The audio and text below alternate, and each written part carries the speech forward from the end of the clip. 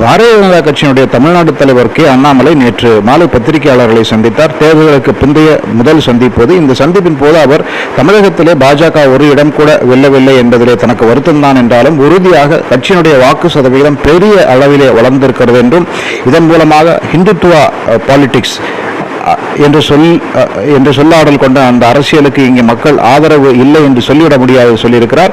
அதோடு முக்கியமாக அண்ணா திராவிட முன்னேற்ற கழகத்துக்கான கூட்டணி குறித்து மறுபரிசீலனை என்ற பேச்சுக்கு இடம் கிடையாது என்றும் பாஜக தனித்து இங்கு வளருவது ஒன்றே தமக்கு நோக்கம் என்றும் 2026 சட்டமன்ற தேர்தலில் தமிழகத்தில் ஆட்சியை பிடிப்பது பாஜகவின் நோக்கத்தில் உறுதியாக இருக்கிறது என்று தெளிவாக சொன்னார்.